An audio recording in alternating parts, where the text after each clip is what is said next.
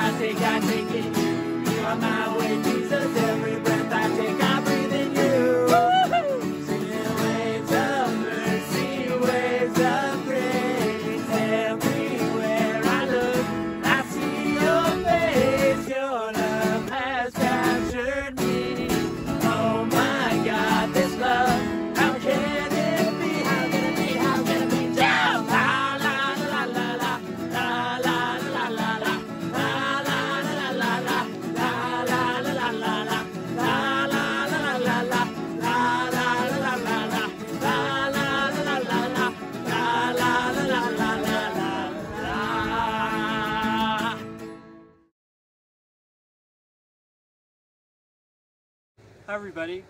This week we talk about how God gives us animal friends, like Conroy. Come here, Conroy. Come here.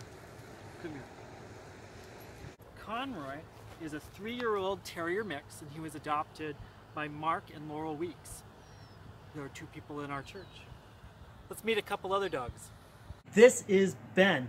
This is our parishioner Sharon's dog. Isn't he adorable? He's like a big Q-tip. And this is Lacey. She was adopted from Canine Pals by the Weeks family. She is now 8 years old, but she was really little when she was adopted. She likes to climb trees. Say hi to Sharon and Dax. Dax. Dax is so happy to see his mom right now. Dax was in a shelter, and there are so many animals just like Dax that need their care and want loving homes. This week's verse comes from the book of Job in the Bible. But ask the animals, and they will teach you. The birds of the air, and they will tell you. Ask the plants of the earth, and they will teach you. And the fish of the sea will declare to you. Who among all these does not know that the hand of the Lord has done this? In God's hand is the life of every living thing, and the breath of every human being. What do animals teach us? What can we learn by watching animals? Did you know? Animals depend on God to give them food and water and places to live. Animals don't speak to us in our language, but they can show us how to live. When we watch animals, we see them eat and where they live. And we get to see their cute babies too, like puppies and kittens and chicks. But if you watch animals, they don't live like us, do they? Animals live with much more simple needs than we do, even though some are just as smart as humans. They depend on God for everything.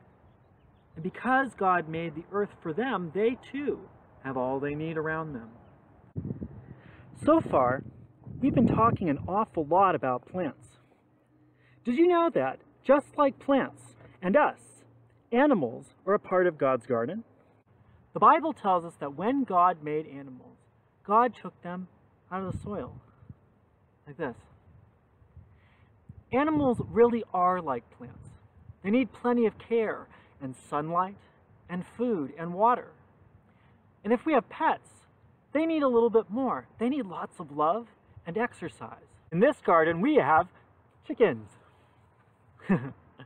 Chickens eat bugs, vegetables, and seeds. And our chickens like people. These chickens eat some of the food we grow in the garden. We built them cozy coops, as you see, for them to sleep.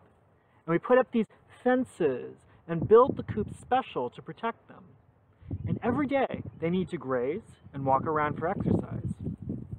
Chickens need room to be happy and healthy. We have plenty of birds and lizards that come visit the garden too. And bunnies. But mostly we raise plants here. Check out a huge farm in Oak Glen, California. Over at Luther Glen, my friends Anthony and Lauri are waiting for you, and they'll tell you more about it. Hi guys. Hello everyone, my name is Anthony. And I'm Lauri, and we're your farm tour guides. It's going to be an exciting day. What's going to happen on the farm? We're going to see all kinds of God's creation today, yes. And I hope you'll join us on this tour. We're going to see pigs and chickens and goats and sheep and alpacas. We love our farm friends, and that is their theme for your VBS. God calls us to take care of our earth, which includes all of the animals. So we're so excited for you to see Luther Glen Farm. I love our chickens. Me too. How many chickens do we have on our farm? We have about 110. And how many eggs a day? Well, it depends on the day. In the summer, they lay more. Did you know that? I did know that because I think it's just, they're not stressed out, more comfortable. Well, and they lay when there's more daylight. That's right, okay. Most of our chickens average 1 egg every 26 hours. Wow. It's a lot of eggs. So yes, there's a lot of eggs. We collect hundreds and hundreds of eggs. On a daily basis, we're up to about 59, 60 eggs a day. It's a lot. And you know what colors they are? I was going to say, what colors?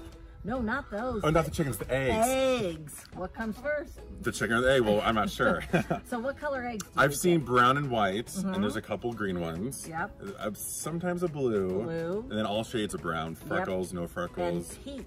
Yeah. There's even pink eggs. Yeah.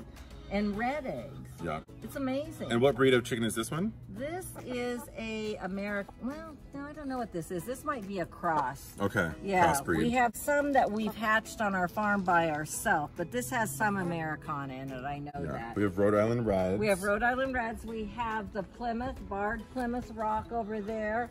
And we have the Rhode Island Reds is that rooster over there. And then we have this one down here. I don't know if you can get a shot of that, but we have the golden sex links. We have buff Orpingtons. And we have a whole bunch over here in our next coop. We should probably go visit that. Yeah. Right over here, you can see more. You want to go check that out? Yeah, let's go over there. Lauri, we are in the chicken palace. Now, what happens in here?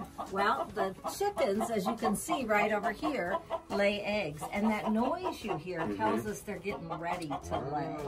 So they hang out in here, they lay eggs, and look what we collect. We got eggs. Just now we got a few more, and I just collected eggs. So within the last few minutes, 5 more eggs have been laid. And you can see the different shades, too. Yeah, so this is a dark brown one. I didn't get a green one this time, but this is kind of pink, and this one's more of a tan. So they're all just a little bit different. You can see the difference in the colors. And Laura, how do you like your egg cooked?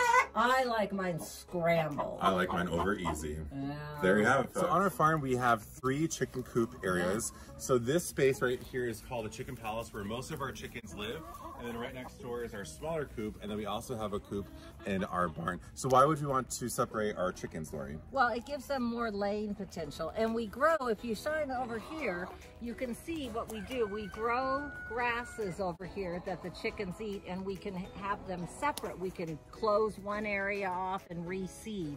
If you look where this group is at the ground. This was green maybe 2 weeks ago. It'd be and like now full.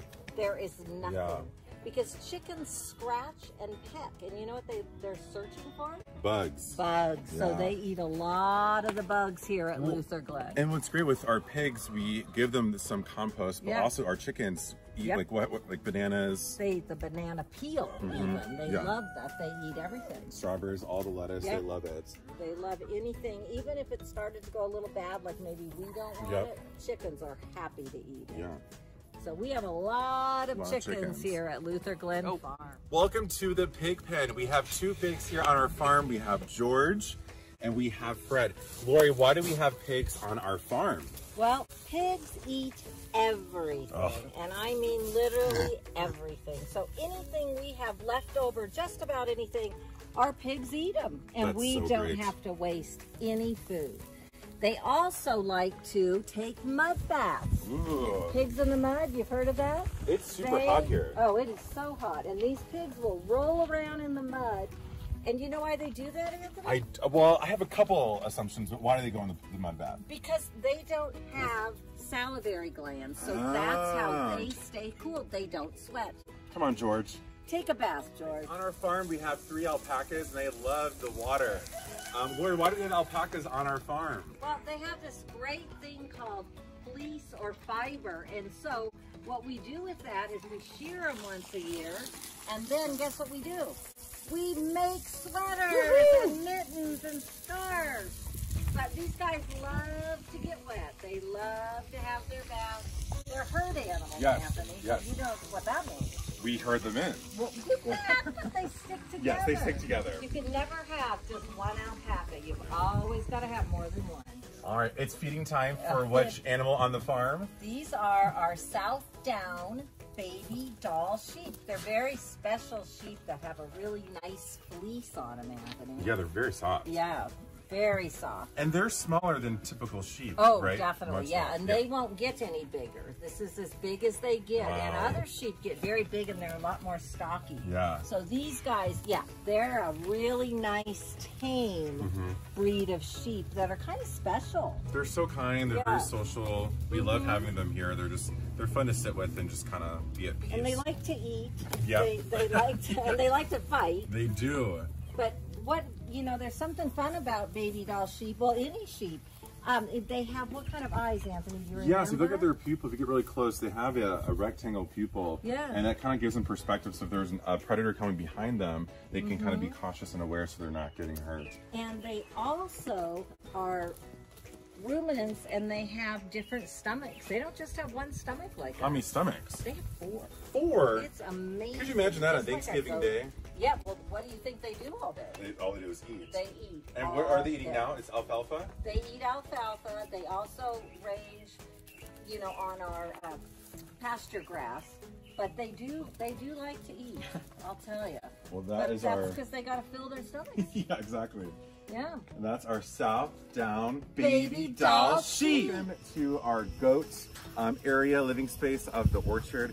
We have 5 goats here at Liquid Ground Farm, and they all have so much personality, which I love that about the goats here. So let me introduce you to our goat friends. So right here we have Tic Tac, we have Jessie, Regina, Laura Beth is eating back there, and then we have Esther eating inside the goat structure. So a little bit about our goats. If you look at Regina here, she is fully grown. She is not a young goat. She's fully grown. She's a Nigerian dwarf goat. Then we have Laura Beth, who's a pygmy goat, and also Esther. So Esther is actually the mother of Laura Beth. And then we have our 2 brand new goats that came here not too long ago. And so I'm not sure if you can tell, but our goats are pregnant. So that includes Regina, Laura Beth, and Esther. So after they give birth, we'll be able to use their milk to make goat soap. We've done that before. And so we've used like different things from our garden, like lavender and sage, to kind of give the soap a scent. What we love about our goats, when we have a lot of weeds, they'll chop that down. And so right now we are feeding them their afternoon feeding, which is alfalfa grass. But during the day, they will just kind of roam the orchard and kind of eat all the weeds here. So we love our goats. Like I said, they have a lot of personality here. So one thing I wanted to teach you about our goats, if I can get Laura back to turn here, if you look at their pupil, it's kind of a rectangle. You can see that. But the reason why they have that is so that they can be on guard if there are any predators kind of walking behind them. They can kind of get a full perspective of their viewpoint. So it helps them to keep safe there. So kind of a little fun fact about our goats. And one thing too, if I can open up her mouth, goats only have bottom teeth. You see that? It's kind of funny. They only have bottom teeth. So if you ever were nibbled by a goat, it wouldn't really hurt because it's just the bottom teeth that are there and the top is gums. And that also is for the sheep as well. So the goats only have bottom teeth.